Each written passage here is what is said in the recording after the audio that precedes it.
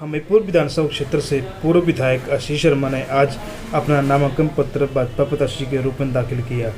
उनके साथ पूर्व मुख्यमंत्री जयराम ठाकुर, भाजपा प्रदेश अध्यक्ष डॉक्टर राजीव बिंदल, बीजेपी प्रत्याशी आशीष शर्मा की धर्मपत्नी स्वाति शर्मा मौजूद रही। नामांकन से पूर्व मंगलवार सुबह करीब 10 बजे हमीरपुर के ऐतिहासिक गांधी चौक पर हमीरपुर भाजपा की ओर से विजय संपर्क रैली का जनसभाओं का आयोजन किया गया। इसमें पूर्व मुख्यमंत्री नेता प्रतिपक्ष जयराम ठाकुर, भाजपा प्रदेश डॉक्टर राजीव बिंदल, सांसद अनुराग ठाकुर व अन्य पदाधिकारी मौके पर मौजूद रहे। उन्होंने कहा कि एकदशी के पावन दिवस पर आज नामांकन भरने जा रहे हैं। उन्होंने भारी संख्या में जनसभा में पहुंचने पर लोगों का आभार अभिनंदन किया। उन्होंने कहा कि जनसभा में पहुंचने पर जनसभा को तय कर दिया गया है कि इस बार हमीरपुर से भाजपा रिकॉर्ड तौर मतों से जीतेगी।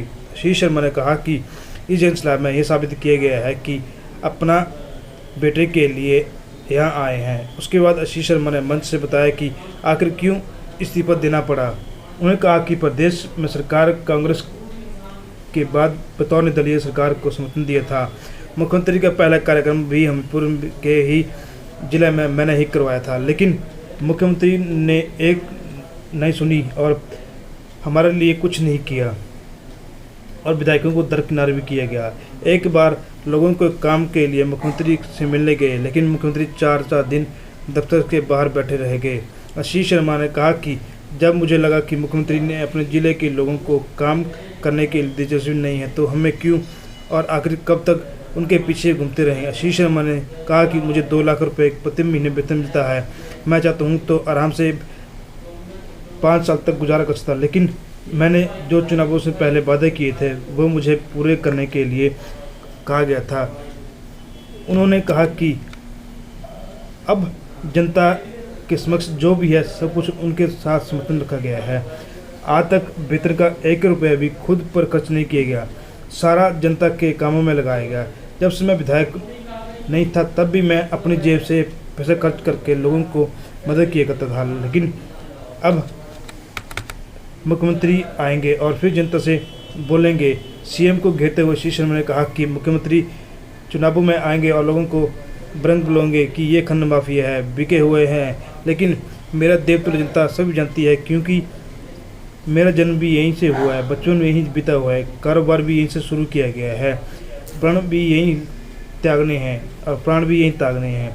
जनता मेरे बारे में सब कुछ जानती है। अब जनता तय करेगी कि भाजपा के पक्ष में भारी संख्या में मतदान करेगी कि ये झूठे व फरेबी मुख्यमंत्री को जवाब देगी। मैं सबसे पहले तो भारतीय जनता पार्टी के शीर्ष नेतृत्व का, आदरणीय नरेंद्र मोदी जी का, आदरणीय अमित शाह जी का, आदरणीय नड्डा जी का, हमारे प्रदेश के आदरणीय हमारे अध्यक्ष राजीव बिंदल जी का, जयराम जी का, अनुराग ठाकुर जी का, धूमल साहब का, सभी का हृदय से मैं धन्यवाद करता हूं कि उन्होंने मुझ पर विश्वास जताया और भारतीय जनता पार्टी का प्रत्याशी मुझे यहां से चुना गया। और मुझे विश्वास भी है कि हमीरपुर की जनता का सहयोग पहले भी मुझे पूर्ण रूप से मिला। पहले आज़ाद उम्मीदवार के रूप में यहाँ से चुनाव जीता 2022 में, और मुझे पूर्ण विश्वास है कि उससे भी बड़ी जीत जो है इस बार यहाँ पे भारतीय जनता पार्टी की दर्ज होगी। सर, लेने का मसला वही है कि मुख्यमंत्री जैसे कि भाषण में यहाँ जो है 3 लोगों का इस तरह से चले जाना जो है वो अनफॉर्चुनेट है। तो क्या वास्तव में स्थितियाँ इतनी ही परेशानी वाली थी? देखिए, बिना परेशानी के कौन छोड़ना चाहता है विधायक। आज की स्थिति ऐसी है कि लोग अगर वार्ड मेंबर का चुनाव लड़ते हैं वो 5 साल से पहले नहीं छोड़ते। मैंने तो अपनी विधायकी छोड़ी है और 3 लोगों ने यहाँ से छोड़ी, 2 कांग्रेस के, मैंने इंडिपेंडेंट। बाकी पूरे राज्य में आपको पता है 9 लोग गए और परिस्थितियाँ इन्होंने बनाई, खुद बनाई मुख्यमंत्री जी ने। ऐसे क्या हालात पड़े, आपको उनसे भी पूछना चाहिए कि ऐसे कैसे आपने हालात पैदा किए। मैं यहाँ से चुना हुआ विधायक था, मुझे यहाँ पे प्रताड़ित किया गया, मिले नहीं, 11 महीने मिलने का समय नहीं दिया गया। बाहर बैठे रहते थे वहाँ पे उनके वहाँ पे सचिवालय में, तब भी नहीं मिलने का समय दिया, मजाक बनाया गया एमएलए इंस्टीट्यूशन का।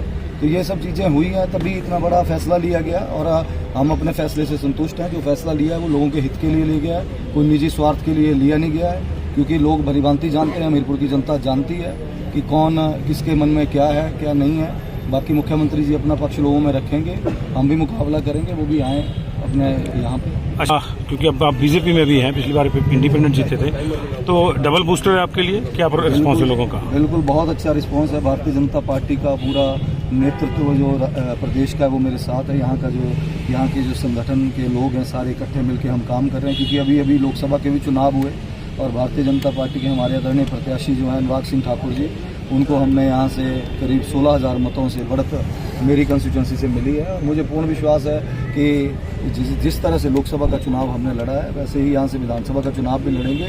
पिछली बार 13,000 मतों से मुझे लोगों ने जिताया था यहाँ से, और मुझे पूर्ण विश्वास है कि उससे बड़ी जीत इस बार दर्ज करेगी हमीरपुर किस्म की राजनीति है प्रदेश में जो देखने को मिली है। ये दुर्भाग्य है इस प्रदेश का कि ऐसे अहंकारी और ऐसे लोग इस सत्ता पे बैठे हुए हैं सिंहासन पे, जिन्होंने सारी मर्यादाएं लांघ दी हैं। परिवार को प्रताड़ित किया जा रहा है। कारोबार तो शुरू से जब से वोट डाला है हमने राज्यसभा का, तब से इन्होंने कारोबार पे भी पूरा का पूरा बंद किया हुआ है। और भी कई चीज़ें कर रहे हैं जो जितना नीचा स्तर हो सकता है राजनीति का, वो इस बार चुनाव में देखने को मिला है। और ये इस घटनाक्रम के बाद देखने को मिला है, क्योंकि ऐसी मानसिकता किसी सामान्य व्यक्ति की नहीं हो सकती है। जो संकीर्ण सोच के साथ ग्रस्त होता है उसी व्यक्ति की ऐसी मानसिकता हो सकती है। और जिस तरह से यहाँ भी जो मेरे मित्र सज्जन हैं, जो मेरे साथ जुड़े हुए लोग हैं, उनको प्रताड़ित किया जा रहा है। कोई कारोबारी अगर किसी की छोटी शॉप भी है, हलवाई की शॉप भी है, तो वहाँ से भी सैंपल लिए जा रहे हैं ये बोल के कि हम आपकी दुकान बंद कर देंगे। इस तरह का जो चला हुआ चलन है ये जवाब जनता देगी। और मुझे पूर्ण विश्वास है कि जनता के पास जो वोट डालने की ताकत है